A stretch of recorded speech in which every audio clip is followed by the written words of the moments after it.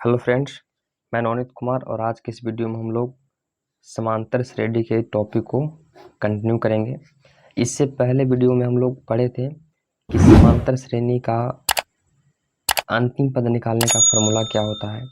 जैसे Tn equals to होता है a plus n minus 1 into d.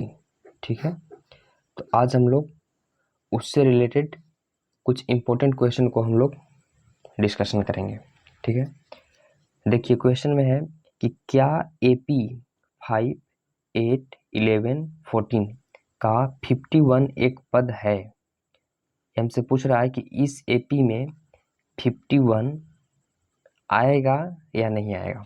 ठीक है, सबसे पहले मान लेते हैं कि 51 इस AP का एक पार्ट होगा, मतलब इस AP में आएगा। ठीक है, जैसे AP लिखा हुआ है 5, 8, 11, 14 डॉट डॉट। ठीक है, तो इसमें बोल रहा है कि 51 इसका पार्ट होगा कि नहीं, मतलब इस AP में आएगा या नहीं आएगा। तो इस AP में देखते हैं, AP का पहला पद कितना है 5, तो पहला पद को डिनोट करते हैं A से। A इक्वल टू कितना हो गया 5। अब D इक्वल टू कितना हुआ सार्वंतर, तो सार्वंतर होता है किसी पद को लीजिए, उसके पहले वाले पद को उसमें से घटा दीजिए, मतलब होता है T2 माइनस T1। T2 कितना हुआ 8 हुआ, T1 कितना हुआ 5, मतलब D का वैल्यू आ गया 3। ठीक है, अब हम मान लेते हैं कि 51 जो है, मान लेते हैं कि 51 nवां पद है, क्योंकि मुझे पता नहीं है कि मतलब 51 कौन सा पद इसमें होगा या नहीं होगा। तो हम मान के चलते हैं पहले कि ये nवां पद है। ठीक है, तो nवां पद का फॉर्मूला क्या होता है, तो Tn इक्वल टू होता है a plus n minus 1 into d. ठीक है, तो Tn कितना इसमें माने हम 51, यहाँ से a का वैल्यू कितना हुआ 5 plus n minus 1 into D का वैल्यू कितना हुआ 3। यहाँ से देखिए, अब इसको इक्वेशन को सॉल्व कीजिए, तो n minus 1 into 3 equal to यहाँ 51 है, 51 इस साइड 5 है, इसको इस साइड ले जाइए, तो यहाँ से -5 होगा। यहाँ से n माइनस 1 का वैल्यू आएगा, इसमें से घटाइए, तो यहाँ से आएगा 46/3, तो यहाँ से आएगा n इक्वस टू 46/3 प्लस 1। यहाँ से देखिए इसको डिवाइड कीजिए, तो यहाँ से 5.3 प्लस 1, मतलब n का वैल्यू आ गया 16.3। अब देखिए, अब यहाँ से हम लोग देखते हैं कि n का वैल्यू कितना है 16.3। तो अब आप बात सोचिए कि जैसे इस पद है, एक पहला पद है, इसको बोलेंगे पहला पद, इसको बोलेंगे दूसरा पद, इसको बोलेंगे हम तीसरा पद, इसको बोलेंगे हम चौथा पद। अब आप बताइए कि हम इसको बोल सकते हैं कहीं पे कि 1.5वां पद कौन सा है, 2.5वां पद कौन सा है, या 1.6वां पद कौन सा है। तो यहाँ से आप समझिए कि n का वैल्यू आ गया 16.3। तो आप बताइए कि कोई वैसा पद की संख्या हम पॉइंट में बता सकते हैं, मतलब n का वैल्यू कभी पॉइंट में आएगा नहीं आएगा। तो यहाँ से हम बताएंगे कि जो 51 जो है से इस AP का पद नहीं होगा। ठीक है, तो इसमें से एक क्वेश्चन में पूछा था कि क्या AP 5, 8, 11, 14 का 51 एक पद है, तो इसमें बोल देंगे कि नहीं है। ठीक है, अब अगला क्वेश्चन देखते हैं। लिखा हुआ है किसी AP का 7वां पद 20 है और 13वां पद 32 है, AP को ज्ञात कीजिए और 10वां पद ज्ञात कीजिए। ठीक है, तो यहाँ से दिया हुआ है कि 7वां पद 20 है, तो यहाँ से दिया हुआ पहले लिख लेते हैं कि T7, मतलब 7वां पद कितना दिया हुआ है 20।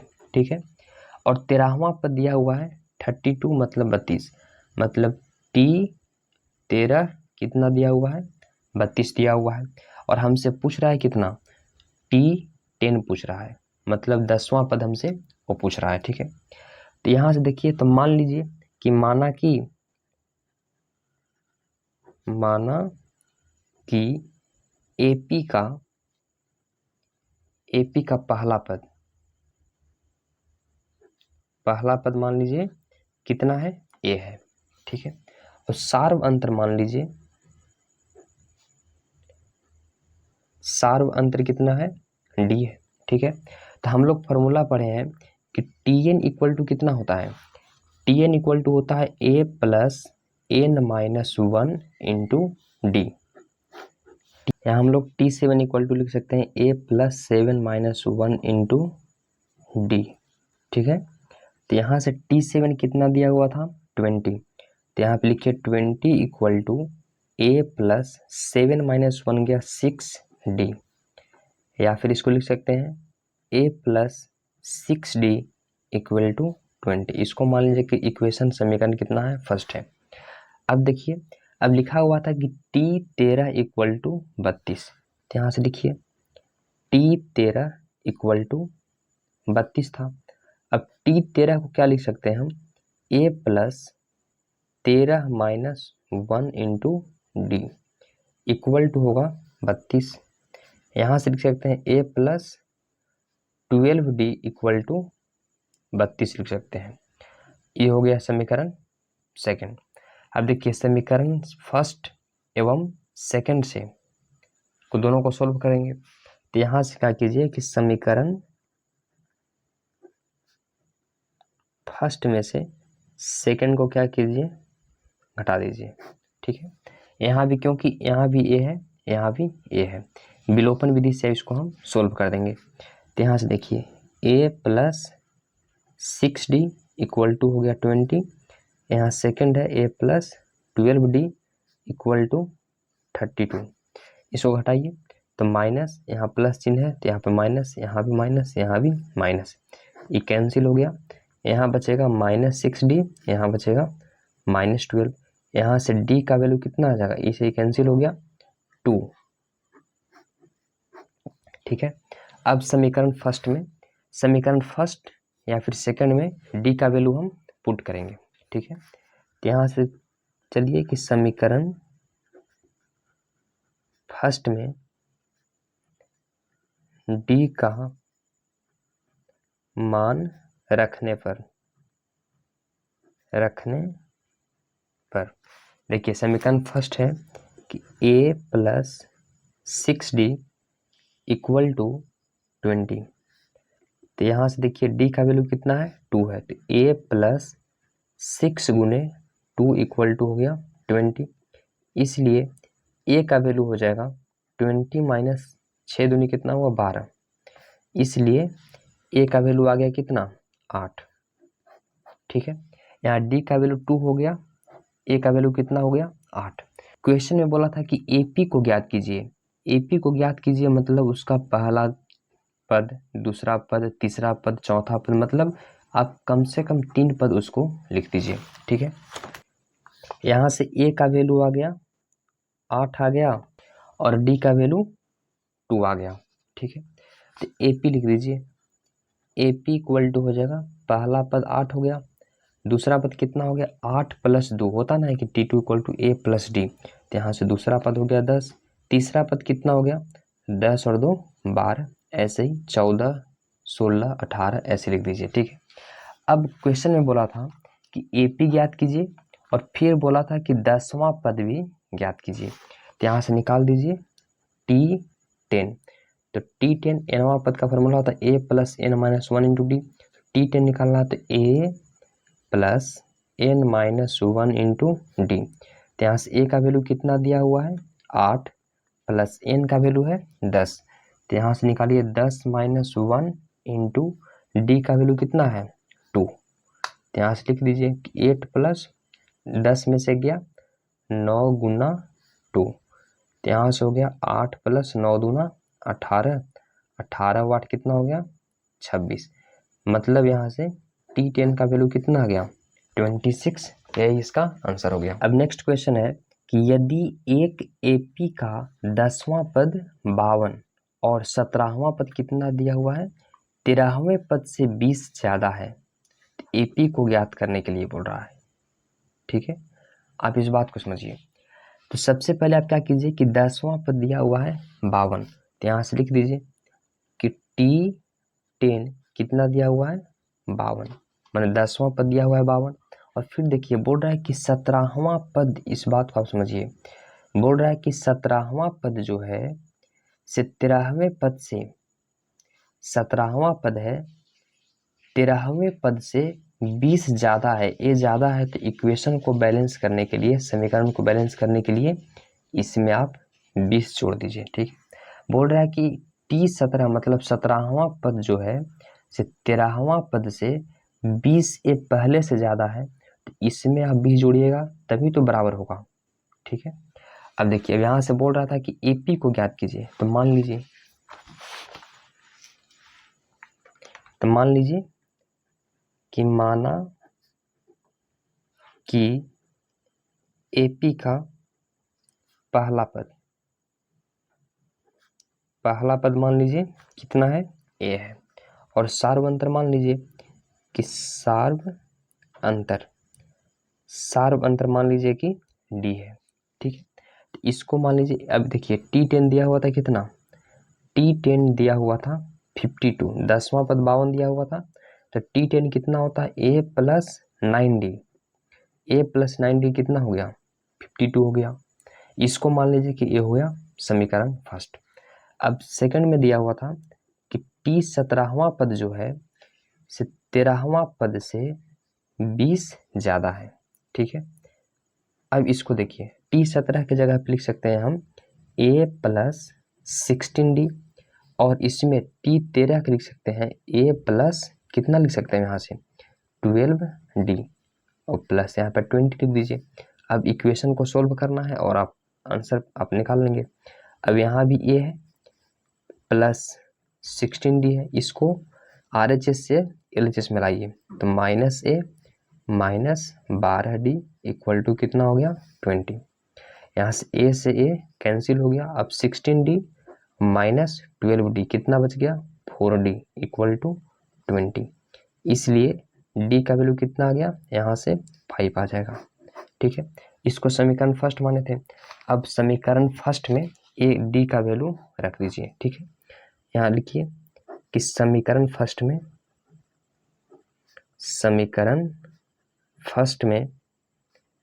D का मान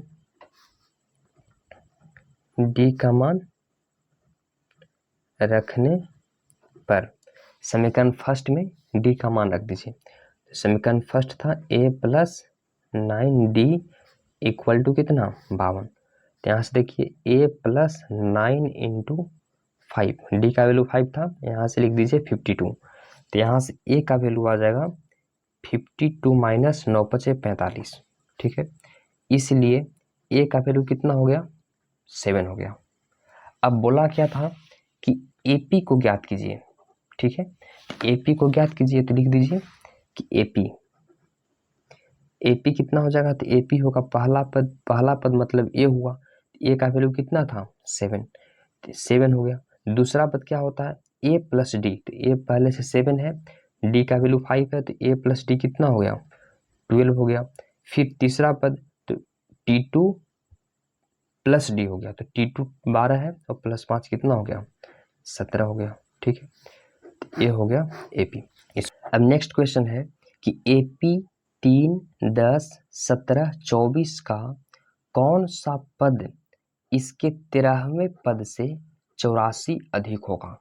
ठीक है, हमको वो पद हमको ज्ञात करना है कि कौन सा पद है जो 13वें पद से 84 अधिक है।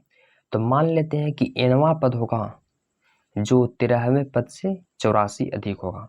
तो पहले हम लोग AP को देखते हैं, AP क्या है, तो AP लिख दीजिए कि AP क्या है, AP है 3 है, 10 है, 17 है और फिर 24 है, और बोल रहा है कि कौन सा पद इसके 13वें पद से 84 अधिक होगा।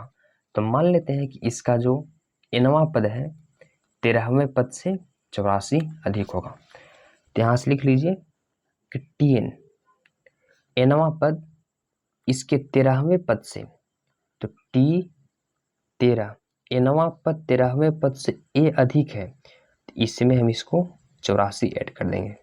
समझे बात को। अब इस AP का A का वैल्यू कितना हो गया 3 हो गया, D का वैल्यू कितना हो गया T2 माइनस T1, T2 कितना था 10, T1 कितना था 3, यहाँ से D का वैल्यू आ गया 7। अब देखिए Tn इक्वल टू क्या लिख सकते हैं A plus n minus 1 into D, और T13 को क्या लिख सकते हैं A plus n minus 1 into D, मतलब n माइनस 1 यहाँ से लिख दीजिए 12D और प्लस कितना हो गया 84 हो गया। अब A का वैल्यू कितना था 3 plus n minus 1 into D का वैल्यू कितना था 7 इक्वल टू A का वैल्यू हो गया 3 प्लस 12 इंटू डी का वैल्यू कितना था 7 प्लस 84 हो गया। ठीक है, अब देखिए यहाँ पे हो गया n माइनस 1 इंटू 7। ठीक है, यहाँ से हो गया 3 प्लस 12 सते 84 प्लस 84, इधर प्लस में 3 था इधर कर दीजिए माइनस में 3 कर दीजिए, 3 से 3 ये कैंसिल हो गया, यहाँ से बचा n माइनस 1 इंटू 7। 84 दूना कितना हो गया 4 दूना 8, 8 दूना 16, यहाँ से निकाल लीजिए n माइनस 1 का वैल्यू कितना हो गया 168/7, यहाँ से निकाल लीजिए, ये कैंसिल होगा, 7 दूना 14, 7 चौ 28, यहाँ से n का वैल्यू कितना हो गया 24 प्लस 1, मतलब n का वैल्यू हो गया, यहाँ से n का वैल्यू हो गया 24 प्लस 1 मतलब 25। यहाँ से हम बोल सकते हैं कि जो 25वां पद होगा ना n का वैल्यू आया 25, मतलब 25वां पद जो होगा से 13वें पद से 84 क्या होगा अधिक होगा। यहाँ से लिख दीजिए कि n का वैल्यू कितना आ गया 25 आ गया। ठीक है, अब हम लोग अगला क्वेश्चन देखते हैं। इसमें बोल रहा है कि किसी AP में चौथे एवं 8वें पदों का योग 24 है और छठे एवं 10वें पदों का जो कितना है 44 है, तो AP के प्रथम 3 पदों को ज्ञात करने के लिए बोल रहा है। ठीक है, तो यहाँ पे देखिए, यहाँ से बोल रहा है कि चौथे पद एवं 8वें पदों का जो कितना है 24 है, तो यहाँ पे लिख लीजिए कि चौथे पद मतलब बोल रहा है कि T4 प्लस 8वें पद मतलब T8, मतलब चौथे पद और 8वें पद का योगफल कितना हुआ 24 दिया हुआ है। ठीक है, और फिर बोल रहा है कि छठे पद एवं 10वें पद का जो कितना दिया हुआ है 44, मतलब T6 प्लस T10 कितना दिया हुआ है 44 दिया हुआ है, इसको लिख दीजिए 44। ठीक है, तो AP के प्रथम 3 पद को बोल रहा है। तो मान लीजिए कि माना कि AP का पहला पद कितना है A है, और सार्व अंतर मान लीजिए कि सार्व अंतर को D मान लीजिए। तो यहाँ से चलिए, यहाँ से बोल रहा था कि T4 plus T8 equal to 24। ठीक है, तो T4 को लिख सकते हैं A प्लस 3D, T8 को लिख सकते हैं A plus 7D equal to 24।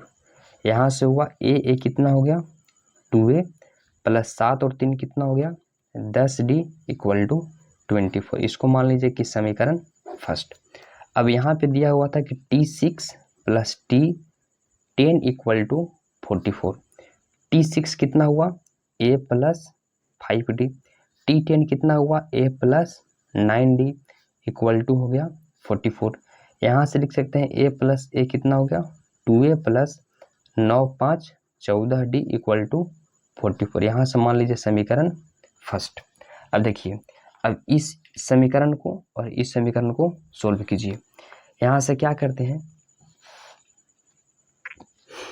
यहाँ से क्या करते हैं कि समीकरण फर्स्ट में से सेकंड को घटा देते हैं। यहाँ पे लिख लीजिए कि समीकरण फर्स्ट माइनस समीकरण सेकंड। यहाँ से लिखिए कि 2A plus 10D equal to 24, यहाँ से लिखिए 2A plus 14D equal to 44। अब समीकरण फर्स्ट हुआ, इस सेकंड हुआ, फर्स्ट में से समीकरण को घटा लीजिए, माइनस माइनस, ये तो कैंसिल हो गया, यहाँ बच गया -4D इक्वल टू कितना बच गया -20। यहाँ से D का वैल्यू आ गया 5। अब इस D के वैल्यू को समीकरण फर्स्ट में या फिर सेकंड में पुट करते हैं। ठीक है, यहाँ लिख लीजिए कि समीकरण फर्स्ट में D का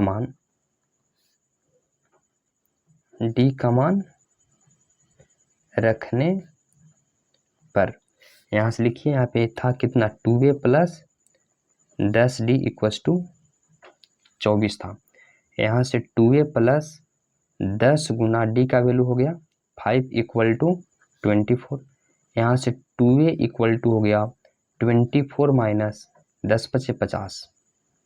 ठीक है, 10 पचे 50 हुआ, तो यहाँ से A का वैल्यू आ जाएगा, इसको घटाइए तो यहाँ से आ जाएगा -26/2। यहाँ से A का वैल्यू हो गया -13। ठीक है, और D का वैल्यू कितना हो गया 5 हो गया। तो यहाँ से क्वेश्चन में पूछा था कि प्रथम 3 पदों को ज्ञात कीजिए। ठीक है, तो यहाँ से देखिए A का वैल्यू हो गया -13, तो यहाँ से प्रथम 3 पद मतलब यहाँ से T1, तो T1 का वैल्यू तो A होता है, तो A का वैल्यू हो गया -13। अब T2 होता है A प्लस D, मतलब A का वैल्यू कितना था -13 और प्लस D का वैल्यू 5, मतलब कितना हो गया -8 हो गया। अब तीसरा पद निकाल लीजिए, तो T3 हो गया A प्लस 2D, मतलब A का वैल्यू कितना था -13 और प्लस 2 गुने D का वैल्यू 5 था, तो यहाँ से आ जाएगा T3 का वैल्यू -3। इसका पहला पद हुआ -13, दूसरा पद हुआ -8 और तीसरा पद कितना हो गया -3 हो गया।